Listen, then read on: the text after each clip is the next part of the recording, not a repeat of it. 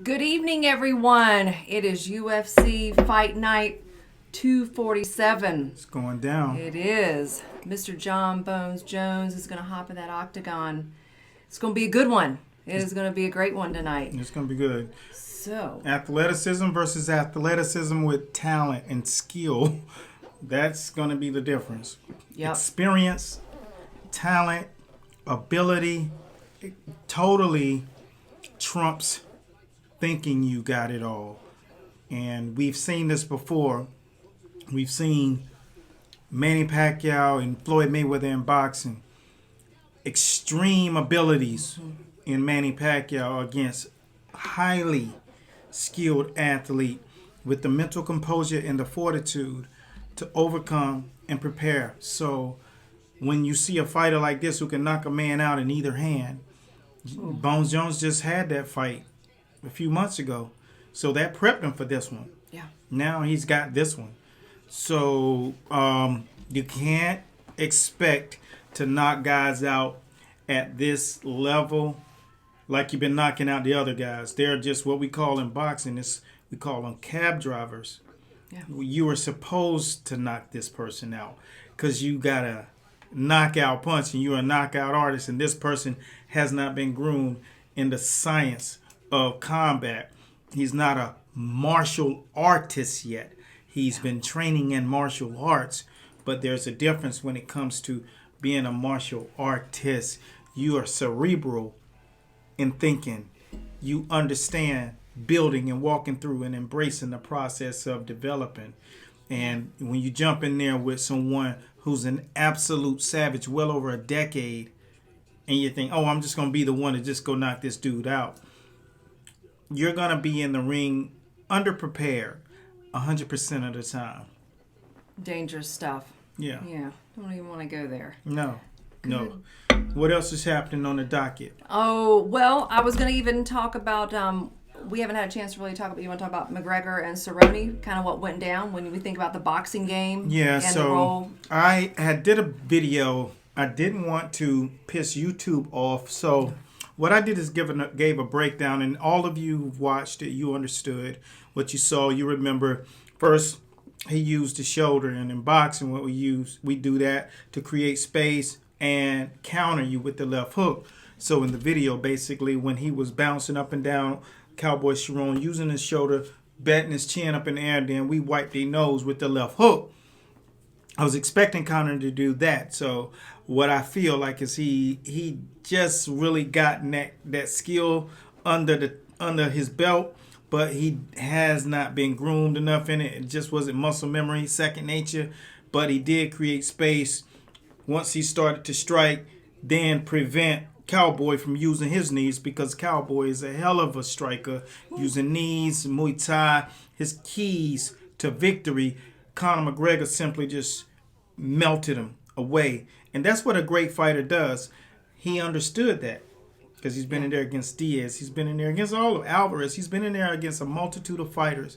And one of the things he realized is in order to beat great fighters who have great attributes, you got to understand how to take their attributes away. So that's for that reason I'm in on Conor McGregor when it comes down to fighting guys who have what we call abilities. Yeah. Abilities sometimes will set you up for failure because preparation, everybody's in camp speaking on, you got this, man. He can't stop you. But the reality is you should be focusing on really stripping the guy of his jewels. And that's one of the keys when it comes down to preparing for fights. Not just training and training camp hard, bringing in all different types of sparring partners. Man, it's only a couple of things that you can take in the ring.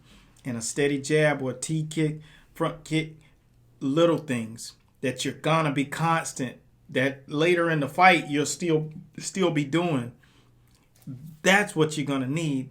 Always stick to the essentials, the basics, the foundation, the fundamentals whenever you're fighting, because that's what it's always going to boil down to. The brain, once it starts to get exhausted, you start to forget all of that other stuff. If you don't forget it, you know you're not ready to really try it, because this guy you've not been doing it against. So you got to be careful. And if you got those other things the solid foundation, those things will stay with you. So Beautiful. Well said. yeah. Well said. Well, the other thing I wanted to bring up, we recently had the opportunity to go to a UFC fight night in Raleigh and got to see Curtis Blades, which I've never seen him fight live before. And it was a beautiful fight against Dos Santos. Yeah, Dos And Santos. leading up to the fight, Dos Santos was talking all this smack about he's going to put his boxing to good use. Well, he really... I don't know what happened. I know you probably have a really good idea. Well, but he didn't have a chance to even display it whatsoever. Well, the thing about it is we all got a plan until we get hit. Excuse me. When you plan in camp that you're the bear, and when you get in there, you realize this dude is reach. You got to be able to strike a person whenever you're in a ring or an octagon. But if they control the range, then unless you have longer arms, then you're the one that's going to play the role of the Huckleberry that night. Yeah. So once you saw him get into that ring, it was like from the moment that bell rung and they walked out and they got to the center of the ring, from that moment on, the fight was over. It was like he got what we called in fighting sunned. He sunned him. And he made him do what he wanted to do. He would not allow him to do anything he tried to do. And he really didn't really try. The honest truth, he looked bullied. He looked as if he was the small little kid, Humperdinck, who wore glasses and got picked on. Every second of every moment in that fight, did he not look like he was supposed to be inside of that octagon at all? And Curtis Blade brought that smoke. He absolutely did what he was supposed to do. He got rid of him, because when you're out there drinking that old Kool-Aid, everybody's telling you how hard you hit. And you got someone in there that's longer, as strong, and understand all the guys who talk that smack end up on their back. Yeah. Yeah, and that's what happened. It was a bad night. It was a bad night for Team Dos Santos. Yeah, it was. But it was a great night for Chiesa. Michael Chiesa. He was a bad boy. Mm-hmm. And I love the way he called out Cody Covington and bounced. Yep. He didn't give him no airtime. Cormier loved it. Yeah, I believe it's good stuff. I'm just gonna say this. You don't have to take me for what it's worth, but I believe, while in the back, that Daniel Cormier told Michael Chiesa to do that, because that's just not in his repertoire. Yeah. I told you when we was there, I said he put him up to that, and that's what you were feeling. Yeah, I don't think. It's so out of his character. I don't think he wanted to answer any other questions, so he peeled on out. And I think Daniel gave him a little encouragement to do it that way. It was either he or Michael Bisping told him to do it. Yeah. It was one of the two. You just didn't see that coming. And when you don't see something like that coming at this level of the game, someone's encouraged you. Sugar Shane did it to Floyd Mayweather, and he paid the price. Yeah. Got in the ring. Bernard Hopkins and Oscar De La Hoya pumped them up to do it. Floyd had beat some dude, Marquez, and that boy Shane Mosley got in the ring and called Floyd out. Floyd was like, "Hey, I don't get in the ring when you fighting. Like, why you disrespecting me?" And it blew up. And needless to say, he spanked Sugar Shane Mosley. You got to be careful what you ask for. You just might get it. Because Cody Covington can fight. Yeah. I don't know if he can mess with the octopus, though. That's what I call Michael Chiesa. He on that ground, that his jiu-jitsu it's definitely top shelf. You don't want those problems. I think the man got 8 legs. Because he was putting dude in the pretzel, like, in so many different ways. It was so crazy how he body locked him. He got him he grappled him It was so many different techniques in which he used. He was like playing, and what we call, he was getting in reps in the sport. We call it getting in reps. Like, this dude can't, he can't do anything with me. He can't hold my jock strap. So what I'm gonna do is I'm gonna get some work. And that's what you do. This is the real octagon. We don't have on 8-ounce gloves training in. We are really getting in work. So I'm a tangle with this cat. You know what I'm saying? And he locked him up maybe 900 times. Yeah. So that card was crazy. And then he goes up to the mic. He didn't tap him out or anything, but he goes up to the mic and then bounces. He says his little sentence and bounces. But Cody Covington was on alert. He was on alert. For sure. Yeah. For sure. Cody want those problems. He do. He think he do, but that's a different. Cody's a striker. You know, when he was when he grew up pretty much with what's his face.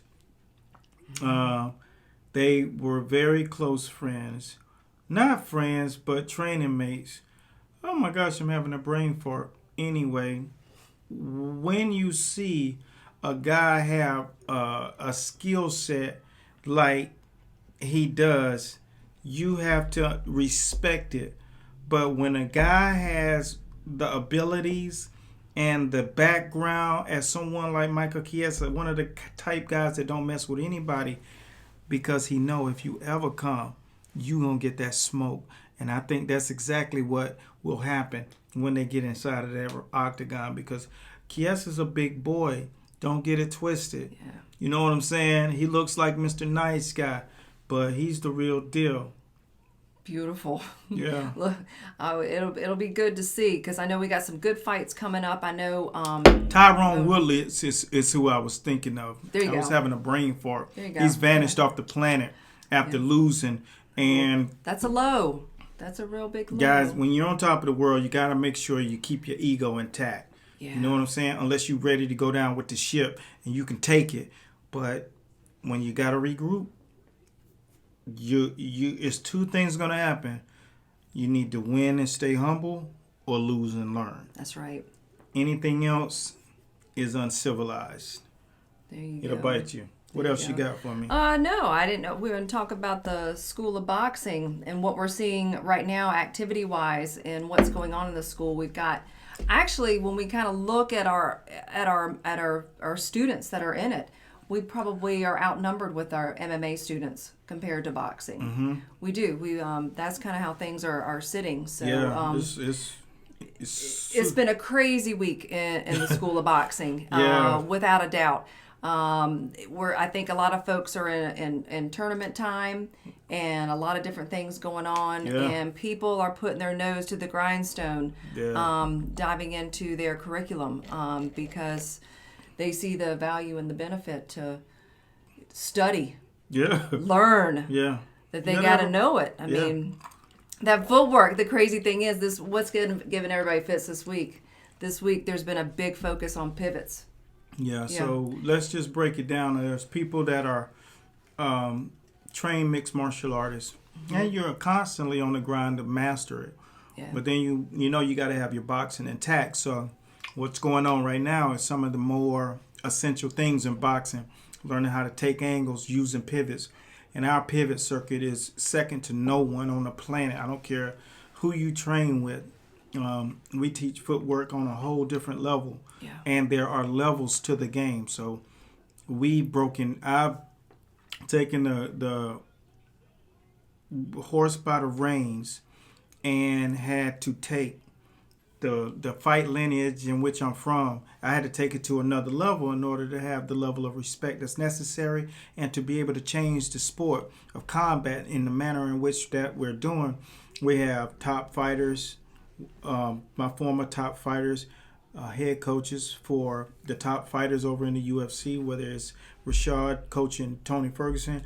Now we had our guy Jonathan Fong working with, what's her name? Zhang. and that was just yesterday. But Yep. she had to vacate, and what was going on? Well, over I in think China? we all know the coronavirus is causing a lot of havoc and unfortunate deaths over in China. And she had already moved to Thailand to do some of her training. Yeah. And then Dana White said, let's get this girl to a safe haven. So just yesterday, yesterday, she moved over to Abu Dhabi Yeah. to be super safe. So we just, our thoughts and prayers are with all those people and, Yeah. with her as well as she travels. And you can imagine, I mean, just in a normal camp without that stuff, the amount of focus that it takes. And here, this gal has had to move twice. So now hopefully she'll ride out her last little bit of her training Don't camp. get it twisted. What that does for someone who has to do what she has to do. Her hands are full because Joanna is coming. Yeah, and she's she hungry. is not, and she's got her swagger back. Yep. That's going to be a real thing. And at the same time, if she was working with Jonathan, getting that extra work, that's saying to me there's somebody missing in camp. Okay? Or she's seen, and Jonathan's been groomed in the school of boxing for 2 years now. And his process in which he teaches is second to none right now, because he's basically taking the fruit from the tree and planted seeds over in China and Thailand and over in Bangkok right now currently. So Jonathan's Muay Thai background and has just an eminent focus on teaching and delivering. So she got in contact with him and connected. If you guys want to see a great inspirational video, go over here, right here, subscribe to the channel. Yeah. And what you'll see is an inspirational how to become the recipe to become a champion. And just take a look at it. It lasts 60 seconds. It's one of the more inspirational clips that you will see. And you'll see him training with her. And you'll see the watchful eye of yours truly, as in spirit, as all of these individuals are chasing the world of champions.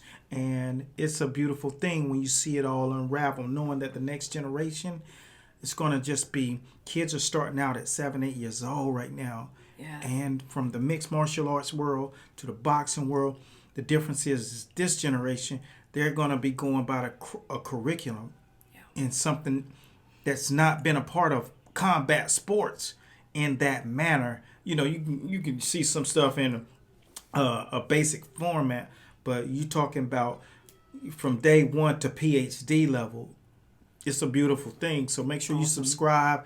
We got plenty of training drills. You can see a lot of the stuff that we're talking about on our channel, Master Boxing. And there's just a beautiful rendition of how these guys are developing and what's going on inside of their camps, what they go through, how they overcome, how they really groom themselves the proper way. It's a good thing. So good stuff. Yeah, we're rooting. So make sure, I think it's UFC 248 or 249. You got to tune in. March watch 7th, our people. Yeah, coming up. Watch our people get it popping. Good stuff. Yeah, that was perfect. Mm-hmm. There you go. I want you guys to make sure you drop your comments down in the box. Let us know who you pulling for. Who you think Jones will get that smoke tonight? Who knows? But